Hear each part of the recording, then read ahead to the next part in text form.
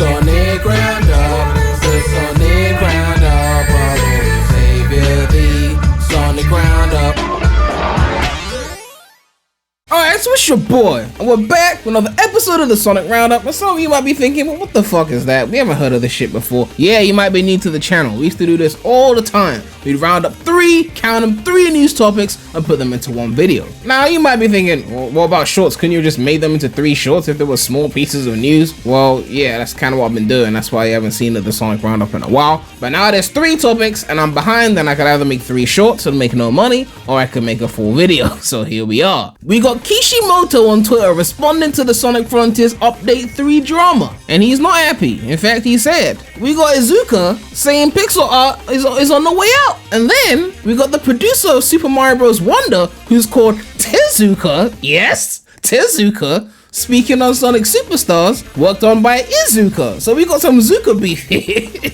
So we're gonna get to all this right now. But if you subscribe to the channel already, please make sure to subscribe, okay? So Sonic Frontiers has legendary characters like Tails, Knuckles, and Amy. But you know what has Shadow in it? Raid Shadow Legends, baby. That's right. Now you're probably thinking, Raid Shadow Legends? I've never heard of this amazing thing before in my life. Well, let me tell you what you're actually missing out on. Raid Shadow Legends is a game that is loved by millions of people around the world due to its high quality graphics, which can guarantee you a PC-like experience even on your phone. It has a lot to offer, more than 700 unique champions, which can be used for different strategies and teams to compete the most difficult challenges, such as dungeons, bosses, or PvP arena. The raid is also full of surprises, the updates are happening every month, and new champions, levels, or events are waiting for you to explore. My favorite thing about the game is, of course, leveling up the waifus, the champions. Building them up and teaming them up together. Don't forget to beat the tutorials first so you can make sure you get up to speed on how to play the game. And I'm sure you want a free legendary champion to go with that, right? Of course you do, especially when they're as cool as this. Check out Son Wukong,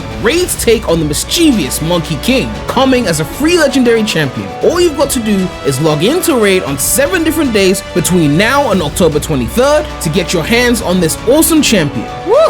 With all of this exciting stuff and more coming to Raid, if you haven't started playing yet, in the words of Linkin Park, what the hell are you waiting for? New players use my link or scan the QR code on the screen right now and get a free starter pack with this cool in-game loot.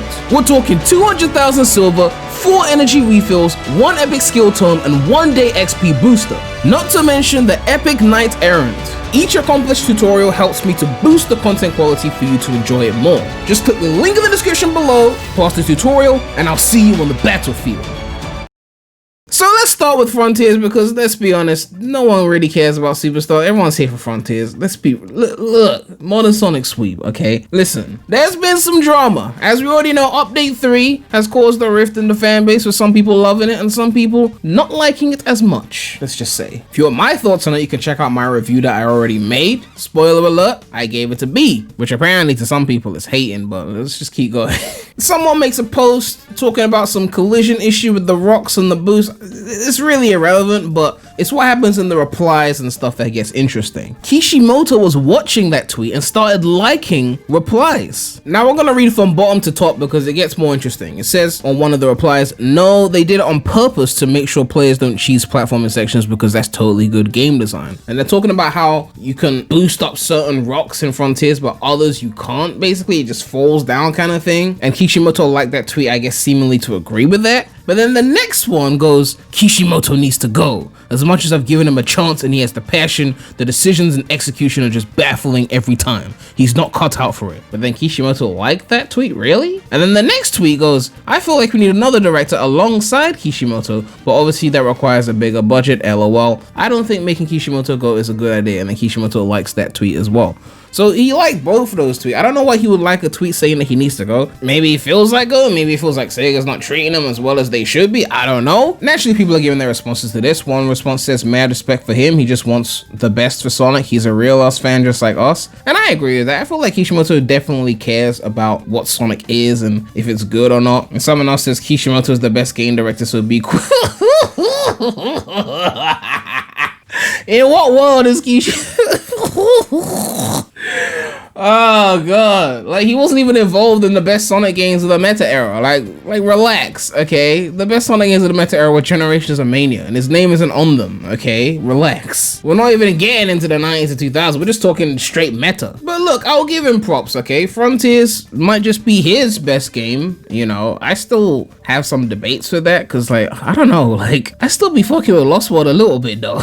Like they're both B tier to me, but I still be fucking with Lost World a little bit. And honestly, like secret rings with regular controls, that probably would hit harder, but alas, it doesn't have regular controls. The drama's not done though, because Sonic fans, they won't leave Kishimoto alone. They've gone on his LinkedIn to start messaging him on LinkedIn. Yes, right? They're we can't make this shit up, man. Kishimoto is here saying, the update has already finished, so please give us your feedback and we'll consider it for the next version. Unfortunately, this is my current limit. I'm sorry. Like he's basically saying he's given all he can give. This text uses machine translation. I apologize if I have been rude. And then this fan says, don't take it too hard. Relax for the time being. There's still a lot of good things in this update. I'm glad you're still listening to the fans, and that's what counts the most. Kishimoto then responds saying, of course, I would like to continue to work on your opinions, so I would like to ask you. However, I was angry from the company that I exchanged opinions with you on Twitter and became impossible. It seems that my opinion will affect the future of Sonic games and will leak confidential information. Now remember, this is bad translation, as he already said before, machine translation, right? But I think what he's referring to is the time when he basically stopped tweeting about anything Frontiers related, and he said like he wasn't allowed to or some shit like that. I basically made a video saying, yeah, like Kishimoto had said too much, he revealed too much. He was even talking about the 2D Sonic even before it was revealed officially, and basically Sega told him to, you know, pipe down.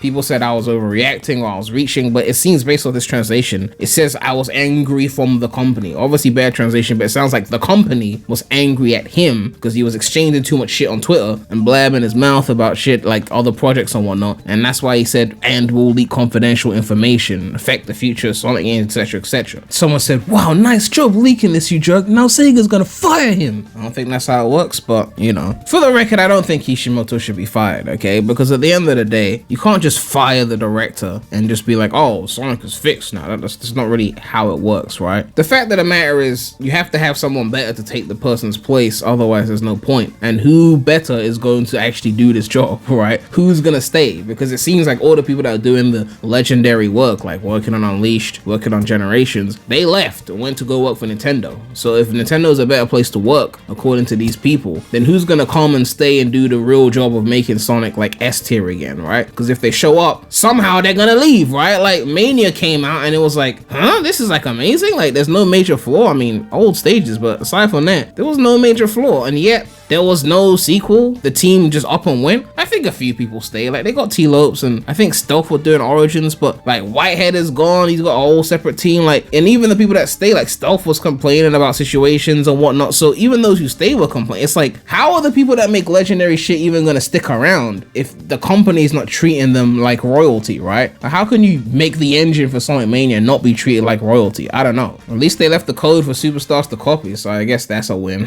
Speaking of Superstars, Iizuka has got some words to say. It says here on this article from Games Radar that Sonic Superstars team doesn't think pixel art will be a viable art style in 10 years, but Sonic Frontiers will be built on for up to 2 decades.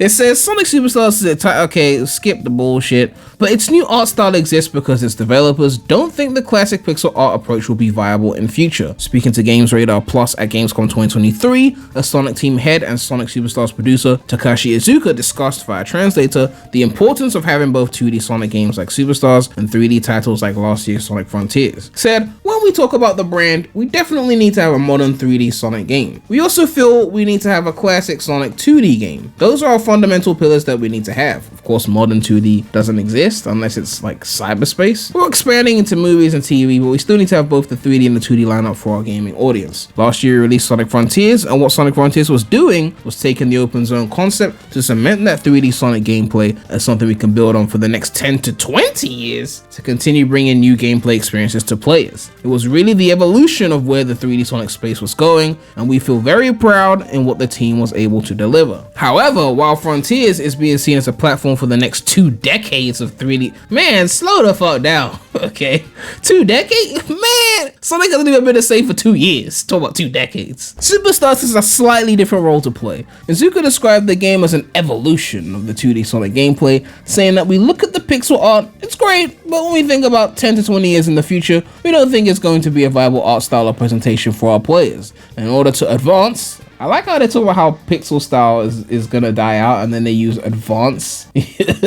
You know, I don't know. Obviously, like, you know, advanced games, the pixel, and really step things up. We did want to make sure that we're presenting something that 10 to 20 years down the road we're still evolving and creating new content for. Iizuka's comments are certainly interesting. Critical consensus isn't always a perfect measure of success. It's worth noting that Sonic Frontiers Metacritic scores range from 61 to 75. By contrast, Sonic Mania, which uses the pixel art style, what the fuck? That doesn't mean shit, okay? Obviously, Mania's a better game, but I'm just, one has pixel art, and that has a higher Metacritic rating, and this one doesn't. Relax, okay? This is the point, alright? Iizuka is, of course, wrong, right? Because you take a pixel art game, and in 10 to 20 years, it will still be a beautiful pixel art game. But you take a game like Sonic Superstars, which is clearly budget 2.5D, and even at the year in which it comes out, it still looks like budget 2.5D, which only means in 5-10 years, it's gonna look like old budget 2.5D, okay? 3D is harder to do, you need more budget to do it, and if you don't do it at the highest level of graphical fidelity, people are going to notice. Unless the style is to go for something old, like those indie games that are stylized, like, you know, PS1 era games, or those late 90s PC style Doom-esque kind of indie games where the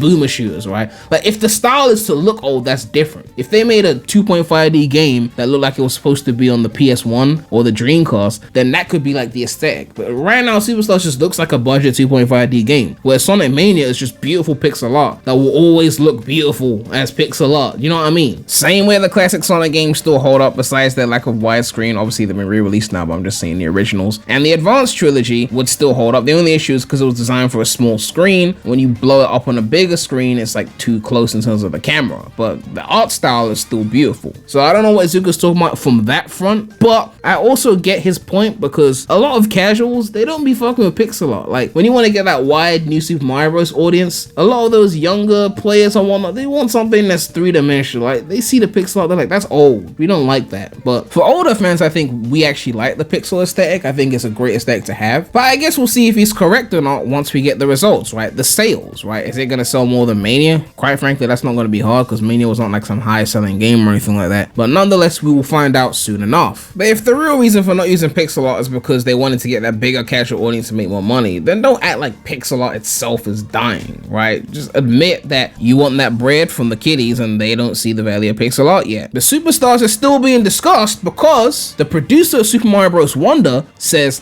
game launching near Sonic Superstars is an interesting coincidence, eh? Interesting coincidence, like not planned at all. So it says here, Super Mario Bros. Wonder producer Takashi Tezuka, yes. The Sonic producer is called Takashi Iizuka. The Mario Wonder producer is called Takashi Tezuka. So it seems the extra polish comes from the TE, replacing the II, okay?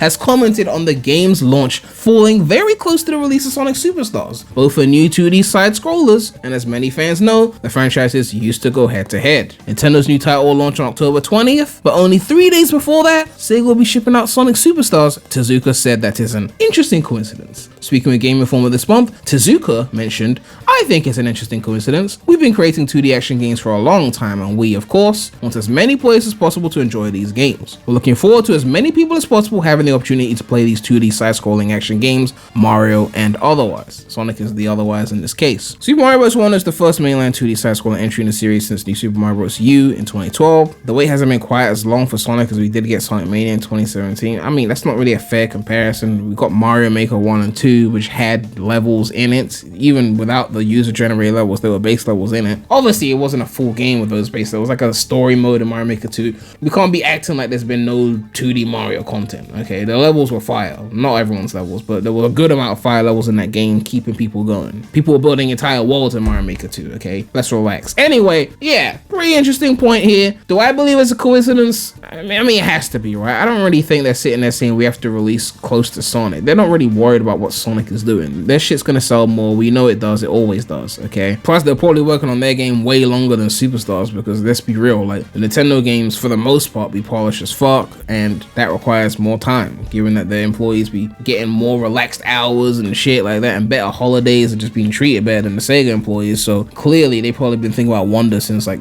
20 something, I don't know, 2018 or I don't know, right? For those of us who are gonna buy both, there's no real competition here because at the end of the day, we'll get Superstars first, beat it like the day it comes out, and then Wonder will come out in 3 days. Wonder's real competition to Spider-Man 2 because now I have to figure out which one I want to play first because they come out in the same day. It's probably gonna be Spider-Man 2. But yeah, let me know what you guys think about all of this. Kishimoto responds to the Sonic Frontiers Update 3 Final Horizon drama. Iizuka doesn't believe pixel art is a viable art style, and Tezuka says it's an interesting coincidence that they're dropping their shit 3 days after our shit, right? How do you feel about the Frontiers discourse? Do you think pixel art should stay, that it should make a pixel-based game? Maybe a modern 2D game? And how do you feel about Sonic Superstars coming out 3 days before Super Mario Bros. Wonder? And of course, a big shout out to all my channel members. If you want to become a channel member, you can click the join button next to the subscribe button. Make sure to like, comment, subscribe, hit that bell. But that's all I have to say right now. So, Premy out.